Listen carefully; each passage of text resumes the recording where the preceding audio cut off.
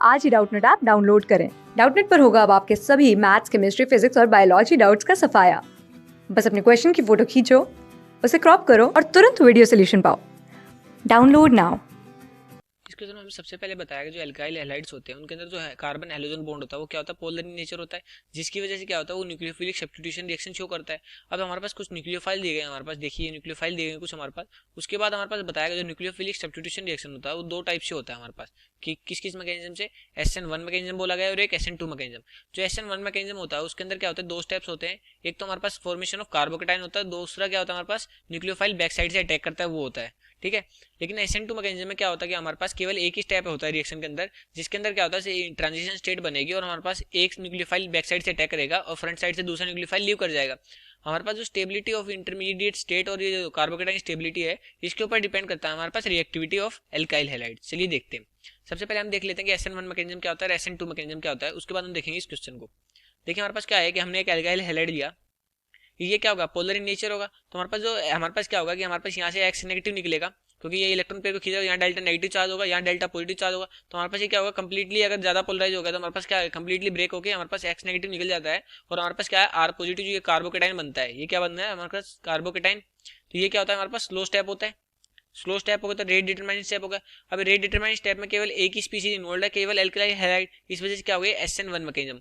अब देखिए हमारे पास जो कार्बोकेटाइन बना इसके ऊपर क्या है, न्यूक्लियोफाइल अटैक करेगा। अब न्यूक्लियोफाइल क्या है, बैक साइड से भी अटैक कर सकता है और फ्रंट साइड से भी अटैक कर सकता है। तो हमारे पास यहाँ पे क्या आएंगे, दो स्पीसीज बन सकती है इस तरीके से। अब दो कॉन्फ़िगरेशन आ गई तो हमारे पास क्या बन गया, रेसिमिक मिक्सचर बन गया, रेसिमिक मिक्सचर बन गया। ये तो हो गया हमारे पास SN1 मैकेनिज्म।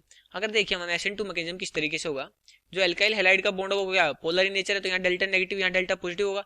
और हमारे पास जैसे ही क्या होगा, न्यूक्लियोफाइल डालेंगे इसके अंदर हम, तो न्यूक्लियोफाइल क्या करेगा, हमारे पास बैक साइड से अटैक करेगा। बैक साइड से अटैक करेगा तो हमारे पास क्या बनेगा, एक ट्रांजिशन स्टेट बनेगी यहाँ पे, इस तरीके से एक ट्रांजिशन स्टेट बनी हमारे पास। तो यहाँ पे कार्बन के बॉन्ड्स कंप्लीट हो जाते हैं, पहले वाले हाइड्रोजन के साथ क्या बॉन्ड को तोड़ देगा। बॉन्ड को तोड़ने के बाद हमारे पास कॉन्फ़िगरेशन देखिए, हमारे पास क्या है, बैक साइड से अटैक है, इस वजह से क्या है, इनवर्स कॉन्फ़िगरेशन आई, इनवर्स कॉन्फ़िगरेशन आई हमारे पास। इनवर्स कॉन्फ़िगरेशन आती है, इसको क्या बोलते हैं हम, वाल्डन्स इन्वर्जन बोलते हैं। क्या बोलते हैं, वाल्डन्स इन्वर्जन बोलते हैं। अब इसमें देखिए हमारे पास जो रेट डिटरमाइन स्टेप था ये क्या था, फर्स्ट वाला था, क्योंकि ये स्लो स्टेप होता है इस रिएक्शन के अंदर, क्या होता है स्लो स्टेप, इस वजह से क्या हो रेट डिटरमाइन स्टेप। अब रेट डिटरमाइन स्टेप में देखिए हमारे पास दो स्पीशीज इन्वॉल्व है, एक तो न्यूक्लियोफाइल और एक एल्काइल हैलाइड, इस वजह से क्या बोलते हैं इसको, SN2 मैकेनिज्म बोलते हैं। ठीक है, और ये हमारे पास क्या होगा, इसके अंदर इन्वर्जन ऑफ कॉन्फ़िगरेशन हो जाता है। चलिए देखते हैं अब क्वेश्चन को। अब क्वेश्चन में हमसे पूछ रहा है कि देखिए हमारे पास C4H9Br जो एक कंपाउंड है जिसका मॉलिक्यूलर फॉर्मूला ये है, उसका कौन सा स्ट्रक्चर, जो कौन सा आइसोमर होगा जो हमारे पास फास्ट रिएक्शन शो करेगा SN1 मैकेनिज्म के साथ। ठीक है, चलिए देखते हैं। पहले तो इसके स्ट्रक्चर्स को ड्रॉ कर लेते हैं हम। तो हमारे पास मान लीजिए 4 कार्बन का स्ट्रक्चर बनाएंगे हम। तो हमारे पास सबसे पहले इसकी डीबी वैल्यू देखते हैं हम। डीबी वैल्यू कितनी आ रही है, डीबी वैल्यू कितनी आएगी हमारे पास, देखिए C+1 minus H minus N plus X divide by 2, और ये क्या है ब्रैकेट के अंदर। अब देखिए हमारे पास क्या था इसके अंदर कि C तो नंबर ऑफ कार्बन एटम है, H क्या है नंबर ऑफ हाइड्रोजन एटम है, और N क्या है number of nitrogen atom, X क्या है नंबर ऑफ हेलोजन एटम। तो कार्बन एटम कितने इसके अंदर 4, तो 4+1 कितना 5, माइनस हाइड्रोजन कितनी है 9, नाइट्रोजन 0, हेलोजन 1 डिवाइड बाई 2, ये आई हमारे पास 0। तो मतलब इसके अंदर कोई भी पाई बॉन्ड नहीं है और ना ही कोई इसके अंदर रिंग है। 0 डीबी वैल्यू आने का मतलब ये हुआ। तो अब देखिए हमारे पास हमने स्टेट 4 कार्बन की चेन बनाई और फोर्थ पोजीशन पे हम क्या लगाए, ब्रोमीन लगाया। एक पॉसिबिलिटी ये थी। दूसरी पॉसिबिलिटी क्या है कि हमारे पास सेकंड पोजीशन पे ब्रोमीन हो। तीसरी पॉसिबिलिटी क्या है, हमारे पास 3 कार्बन की चेन हो, यहाँ पे क्या हो हमारे पास मिथाइल ग्रुप हो और यहाँ पे क्या हो ब्रोमीन लगाओ। उसके बाद हमारे पास पॉसिबिलिटी देखिए क्या है कि जिस पोजीशन पे मिथाइल लगाया है उसी पे क्या लगा दें हम, ब्रोमीन लगा दे। हमारे पास ये पॉसिबिलिटी आ रही स्ट्रक्चर की। अब इसके अंदर बताना है कि हमारे पास कौन सा स्ट्रक्चर मोस्ट रिएक्टिव होगा टुवर्ड्स SN1 मैकेनिज्म। अब देखिए SN1 मैकेनिज्म था जो हमारे पास, उसके अंदर क्या ये कार्बोकेटाइन बन रहा है, क्या बन रहा है कार्बोकेटाइन।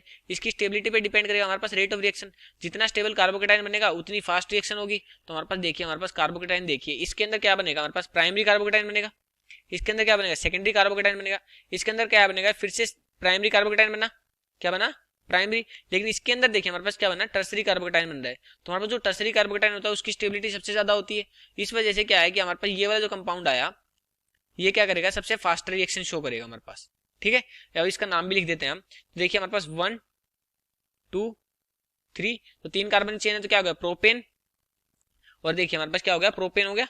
3 कार्बन की चेन है तो प्रोपेन होगा इसका नाम लिख रहे हैं हम। और देखिए हमारे पास सेकंड पोजीशन पे क्या है, मिथाइल, सेकंड पोजीशन पे क्या है, ब्रोमो। और मिथाइल और ब्रोमो में अल्फाबेट वाइज क्या आता है, ब्रोमो पहले आता है, इस वजह से क्या आ गया 2 ब्रोमो,